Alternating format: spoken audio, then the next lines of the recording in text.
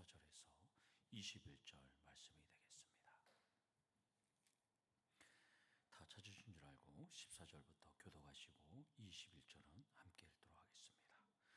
내가 너희를 부끄럽게 하려고 이것을 쓰는 것이 아니라 오직 너희를 내 사랑하는 자녀같이 권하려 하는 것이라.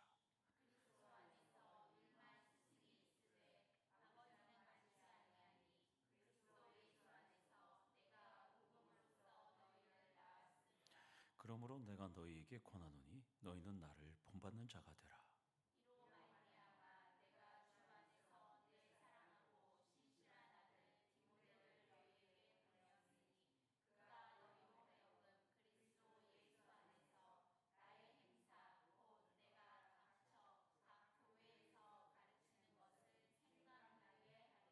어떤 이들은 내가 너희에게 나아가지 아니할 것 같이 스스로 교만하여졌으나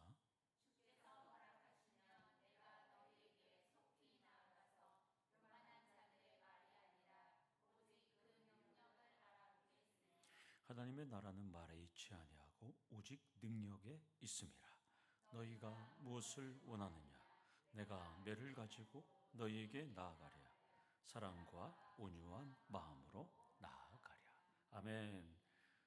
옆에 계시고 인사하겠습니다. 사랑합니다. 축복합니다. 사랑합니다. 축복합니다. 이쪽 분단은 많이 오셨는데 이쪽 분단은 지방선거 개표 방송을 보시는지 김성희 집사님 다음 주에 많이 모시고 오세요. 네. 송교 집사님도 그 한 명밖에 없으니까 다음 주 많이 모시고 오시고 김경호 집사님도 그 한 명밖에 없으니까 많이 모셔야 됩니다. 네. 네. 의자 빼요? 일당백. 감사합니다. 좋죠. 켄 플랜차드의 서번트 리더십이라는 책을 보면, 서번트 리더죠. 책을 보면 인간의 자아를 두 개로 정의합니다. 하나는 하나님을 밀어내는 자아, 또한 하나는 하나님만 높이는 자아. 두 개의 자아를 설명합니다.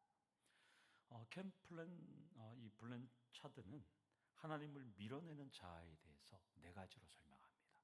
첫 번째는 하나님의 자리에 다른 것, 권력과 명예와 인정과 돈과 같은 것을 둘 때 예배의 대상이신 하나님을 밀어낸다, 이렇게 말합니다. 두 번째는 하나님이 아닌 다른 것을 의지할 때 안전과 충분한 공급이 되신 하나님을 밀어내는 것이다, 이렇게 말하고 있고요.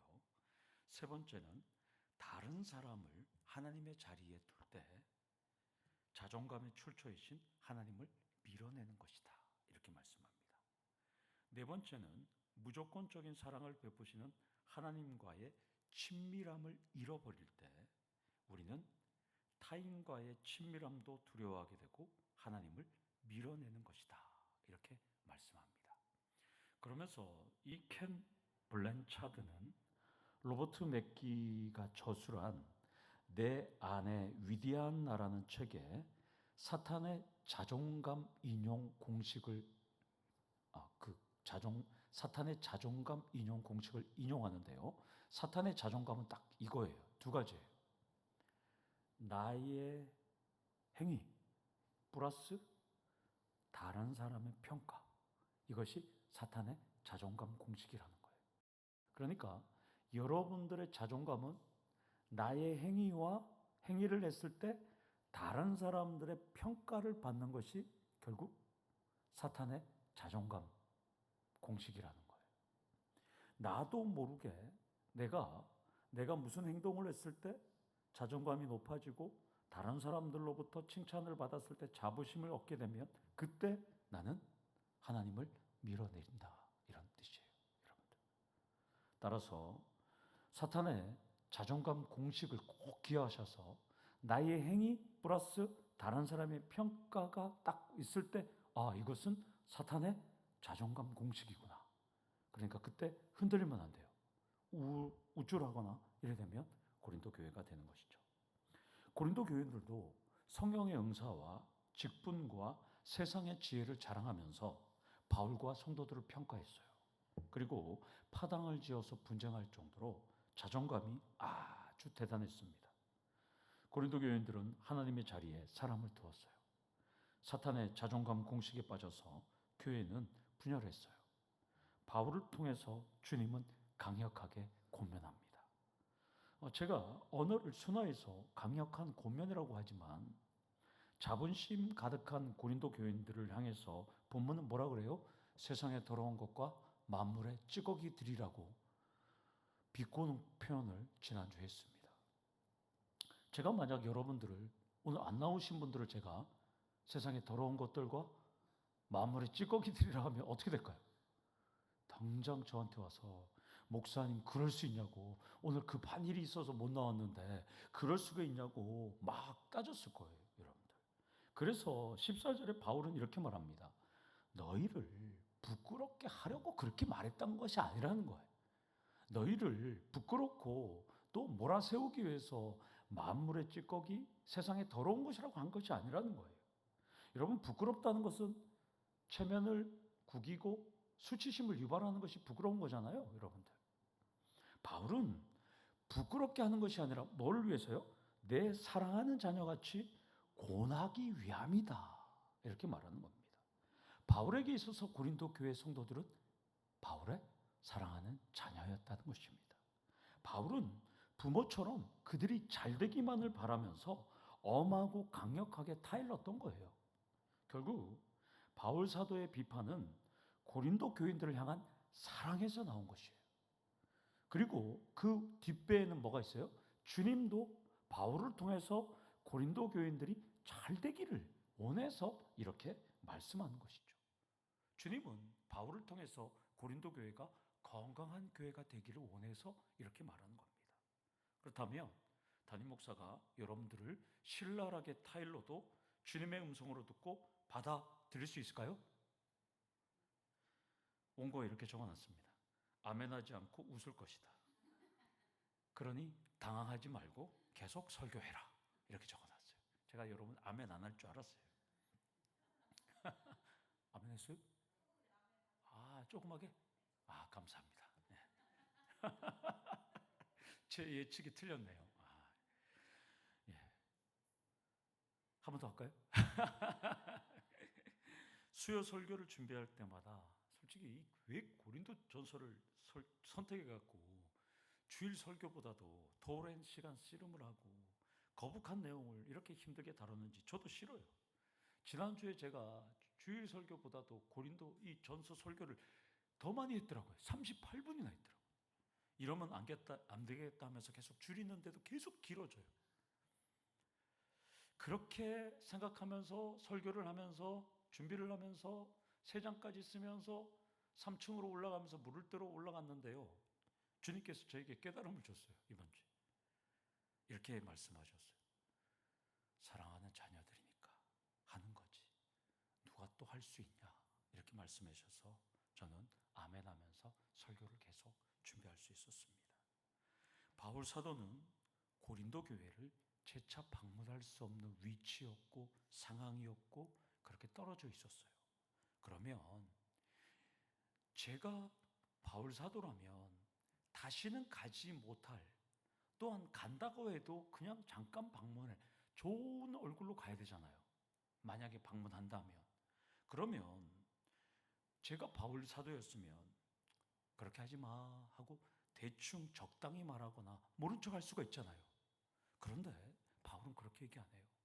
고린도 교회를 사랑했기 때문에, 교인들을 자녀처럼 사랑했기 때문에 자신의 말을 들어줄 것을 기대하면서 지금 사랑으로 질책하고 있다는 것입니다. 따라서 여기서 첫 번째 포인트로 사랑한다면 모른 척이 아니라 사랑으로 권면하셔야 한다는 것입니다. 그렇다고 모욕이나 멸시가 아니라 부모님처럼 사랑으로 권면하셔야 한다는 것입니다. 여기서 권하다라는 이 헬라어 누데테오는 경고하다, 훈계하다 이런 뜻이에요. 이것은 여러분들 적어 놓으시면 로마서 15장 14절, 에베소서 6장 4절, 데살로니가전서 5장 12절과 14절에 이 단어가 나옵니다. 이것은 협박이 아니라 성숙해지도록 돕기 위한 말과 행위가 바로 권하다 이런 뜻입니다. 자, 그러면 옆에 계신 분과 이렇게 연습하겠습니다. 옆에 계신 분 이렇게 보시고, 이렇게 두 분 보시고. 예. 자, 사랑하는 마음으로 이렇게 말씀하겠습니다. 금요 기도에 나오세요. 순모임 빠지지 마세요. 예. 아멘. 아멘. 예. 연습했습니다. 이게 바로 권하는 거예요. 예배 나오세요. 기도에 나오세요. 수요예배도 나오세요. 뭐 새벽기도도 나오세요. 이렇게 권하는 거예요. 이렇게 여러분들. 15절을 보면 바울은 사람은 누구나 경고하고 훈계하고 권면하기를 껄끄러워한다. 이렇게 말하는 거예요. 참 이렇게 말하는 게 참 어렵잖아요. 저도 여러분들한테 광고하지만 금요기도에 나오라고 광고 한 번도 안 합니다. 그 다음에 수요예배 나오라고 광고 한 번도 안 하는데 우리 성락교 집사님 나오는데요. 또 제가 새벽기도에 나오라고 광고 안 해요. 그 말하는 게 참 껄끄럽잖아요. 사람들 못 나올 수 있기 때문에 여러분들. 그래서 우회적으로 사도 바울도 표현해요. 그리스도 안에서 일만 스승이 있다고 사도 바울도 껄끄러우니까 지금 우회적으로 표현해요. 이 스승으로 번역된 파이다고고이, 파이다고고이예요. 이 단어가. 이것은 여러분들 당시 헬라 철학이나 또 우리나라도 마찬가지지만 부유한 집안의 자녀들을 가르치는 스승이 각 집에 있었어요. 부잣집에 가르치는 스승이 있었던 거예요. 이 스승은 종의 신분임에도 자기의 주인의 아들을 때릴 수 있는 고난도 있었어요. 매를 들 수 있었어요. 그리고 이 주인의 아들이 자기가 가르치는 이 학생이 학교를 가면 학교까지 데려다 줬다가 또 데리고 옵니다. 그리고 엄격하게 가르쳤습니다. 그런데 이 파이다고 고인은 임명된 엄격한 감독자였을 뿐 아버지는 아니잖아요. 아버지와 같이 당근과 채찍과 또한 끈끈하고 친밀한 사랑의 관계로 발전할 수는 없어요. 스승일 뿐입니다. 바울은 그래서 그리스도 안에서 이런 파이다고 고이라는 일만 스승이, 만 명의 스승은 있을 수 있어도 자신과 같이 아버지처럼 경고하고 타이르고 훈계하고 친밀하게 가르치는 스승은 많지 않다라고 하는 것입니다. 그러면서 많지 않은 이유를 15절 하반절에 제시합니다. 그리스도 예수 안에서 내가 복음으로써 너희를 낳았음이라. 복음은 믿음으로 이끄는 수단이라고 사도 바울은 말씀합니다. 마치 우리가 복음을 전해서 새로운 사람들이 교회로 와서 그들이 예수를 믿고 함께 신앙생활하는 감격처럼 바울은 내가 너네들에게 복음을 전하고 가르쳐서 나랑 아버지와 아들 그렇게 끈끈한 관계가 되었다고 지금 설명하고 있어요. 여기서 두 번째로 바울처럼 복음으로 낳은 특별한 관계가 많으셔야 한다는 것입니다. 그래야 여러분들도 복음으로 낳은 분들이 실수하고 신앙의 슬럼프에 빠질 때 여러분들도 권면할 수 있다는 것입니다. 물론 내가 복음을 전했다고 내가 전도했다는 자만과 우월감에 빠지면 안 되지만 여러분들도 오늘 주의를 한번 돌려보세요. 야, 내가 복음을 전해서 여기 있는 사람이 있을까? 네, 한 명도 없을 거예요. 그러나 우리 교회는 복음으로 낳은 특별한 관계가 많기를 소망합니다. 바울은 16절에서 고린도 교인들이 자신을 본받는 자가 되기를 원한다 이렇게 말합니다. 이것은 바울이 잘나서가 아니에요. 바울이 똑똑해서가 아니에요. 바울이 완벽해서도 아니에요. 지난주 살펴봤듯이 바울을 포함해서 사도들은 그리스도 안에서 바보가 되었고요. 또한 세상의 끄트머리가 되었고요. 콜로세움에서는 광대가 되어서 순교했습니다. 여기서 자신을 본받는 자라는 뜻은 그리스도 예수를 생각나게 하는 사람이란 뜻이에요. 그러니까 여러분 생각하세요. 여기 계신 분들 딱 보면 예수가 생각나는 그런 사람이 되셔야 한다는 것이에요. 바울은 내가 그리스도 예수를 생각나게 하는 사람이 된 것처럼 너희도 그리스도 예수를 생각나게 하는 사람이 되라고 지금 권면하고 있다는 것입니다. 여기 계신 분 한번 돌아보세요. 얼굴 한번 보세요. 그리스도 예수가 생각나요? 생각난대요. 네. 저는 안 나는 것 같은데요. 사모님 보면 생각나는. 그렇다면 본문 앞에서 여러분들은 성도들에게, 자녀들에게, 가족들에게, 여러분들을 지도하는 순원들과 여러분들의 학생들에게 바울처럼 나를 본받는 자가 되라고, 또한 예수 그리스도를 생각나게 하는 사람이라고 말하거나 글을 쓸 수 있을까요? 그렇죠. 여기도 원고에 적어놨어요. 한 명도 아멘하지 않을 것이다. 담임 목사도 자신 없어요. 그런데 바울은 자신을 비판하고 교만으로 가득 찬 교인들에게 자신은 그리스도 예수를 생각나게 하는 사람이라고 당당하게 말했던 것입니다. 바울은 성령의 은사와 지혜와 능력으로 가득 찼던 고린도 교인들에게조차 신앙의 롤모델, 본보기, 샘플로, 표지판으로 후회 없이 살았다는 것입니다. 여기서 세 번째 포인트로 그리스도를 생각나게 하는 신앙인으로 사셔야 합니다. 아멘. 이것은 억지로 할 수 없어요. 남이 시킨다고도 할 수 없고요. 오직 예수를 사랑하고 성령의 인도하심이 아니면 절대 할 수 없다는 것입니다. 여러분들은 나를 본받는 자가 되라고 그리스도 예수를 생각나게 하는 신앙인으로 살아가기를 간절히 소망합니다. 바울은 고린도 교인들을 자녀들처럼 사랑하기에 17절을 우리 김경호 목사님 보면 그런 것 같아요. 생각나게 하는 것 같아요. 17절을 보면 주 안에서 내 사랑하고 신실한 아들 디모데를 너희에게 보내었으니, 이 보내다는 헬라어 동사는 에펜푸사입니다. 이것은 나를 보내고 나는 보내고 있다, 이렇게 번역할 수 있습니다. 따라서 이 동사만 보면 이 서신을 갖고 디모데가 함께 왔는지, 서신이 도착한 다음에 디모데가 후에 왔는지는 알 수 없어요. 그러나 디모데가 간 것은 확실합니다. 중요한 점은 오늘 바울은 사랑하는 고린도 교회 자녀들에게 주 안에서 사랑하고 신실한 자신의 분신이자 신뢰하는 영적 아들인 디모데를 보냈다는 것입니다. 여기서 신실한으로 번역된 이 피스토스는 4장 2절에서 충성으로 번역됐어요. 따라서 디모데는 주 안에서 충성된 청직이었다는 것입니다. 바울이 믿고 맡길 수 있는 영적 아들, 사랑하는 아들이었어요.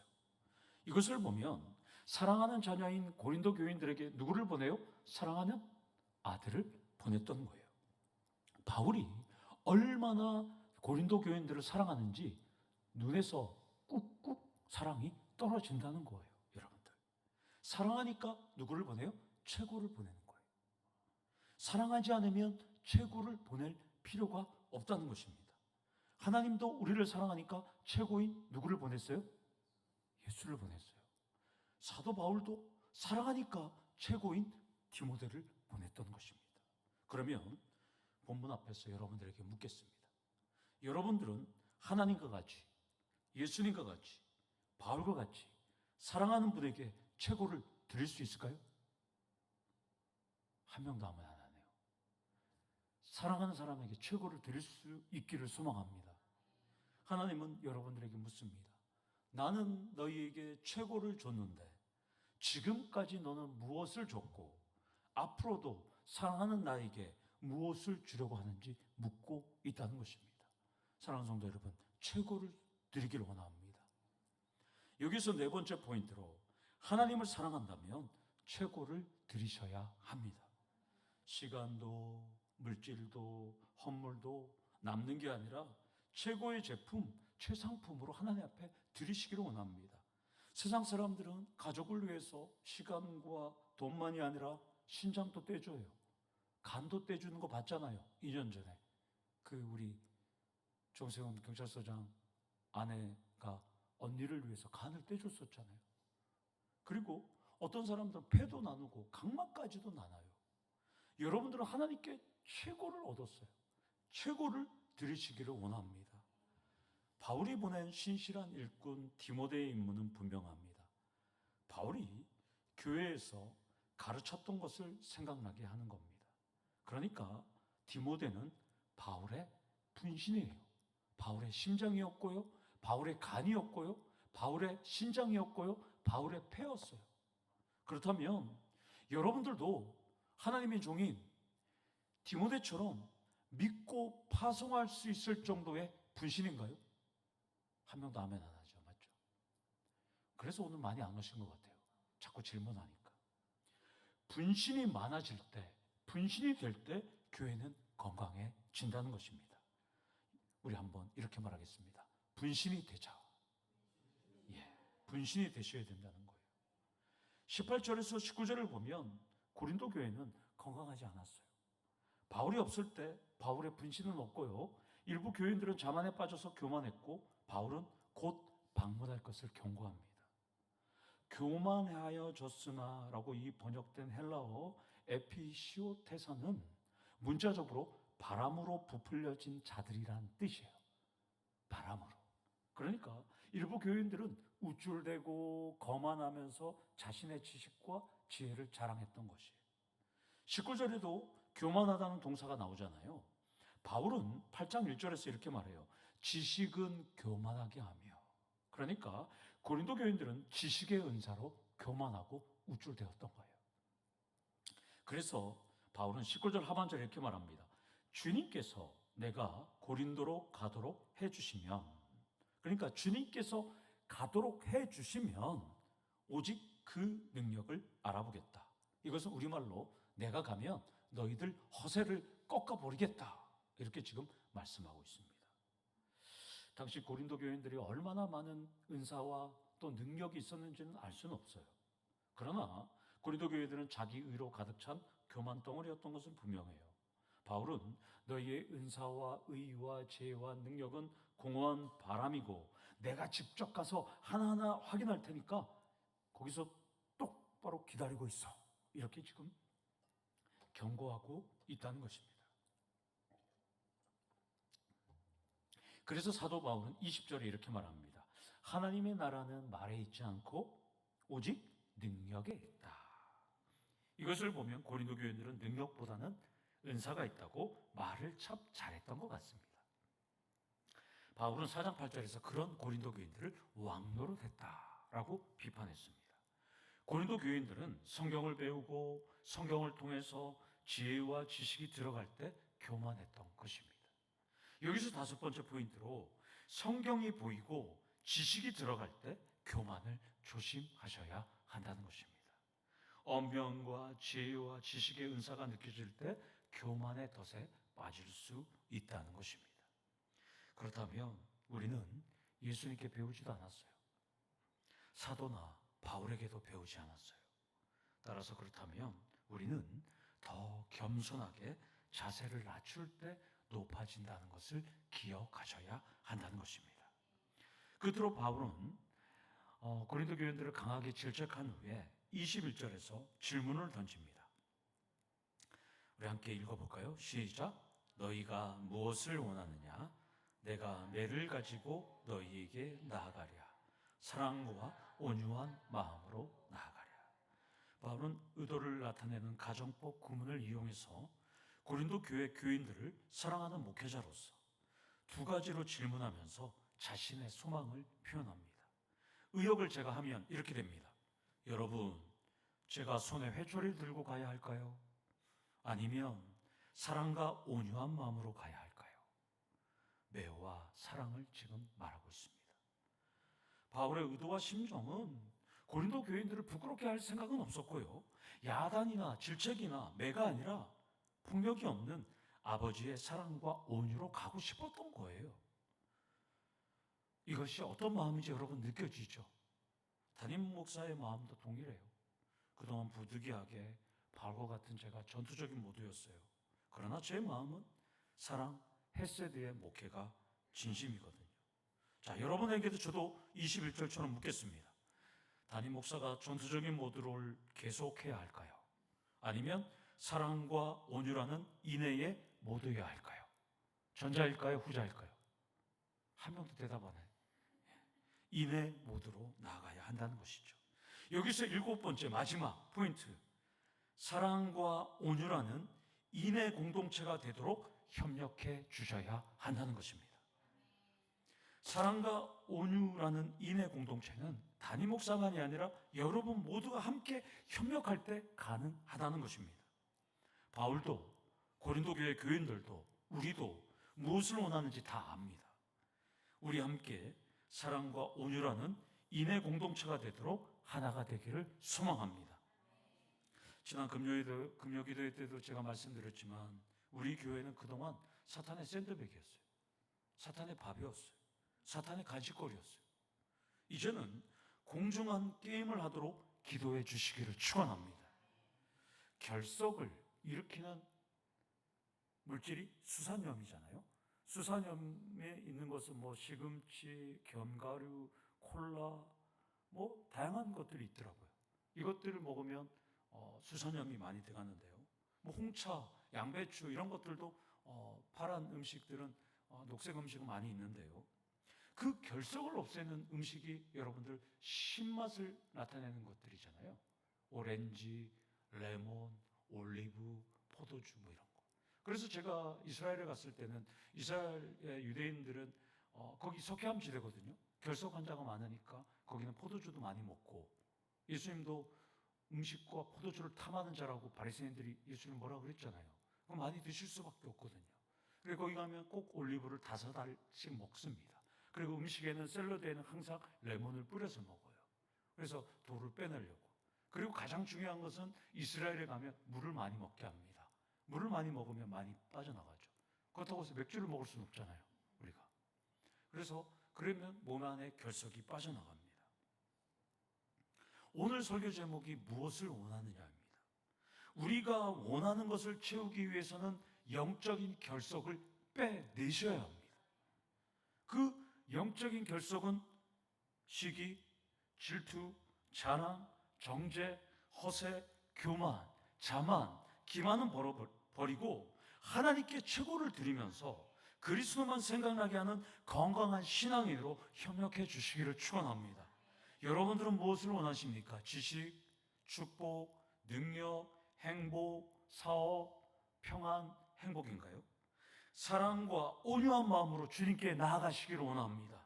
그때 여러분들이 원하는 것을 얻는 삶을 살아가시기를 축원합니다. 아멘. 우리 다 같이 기도하시겠습니다.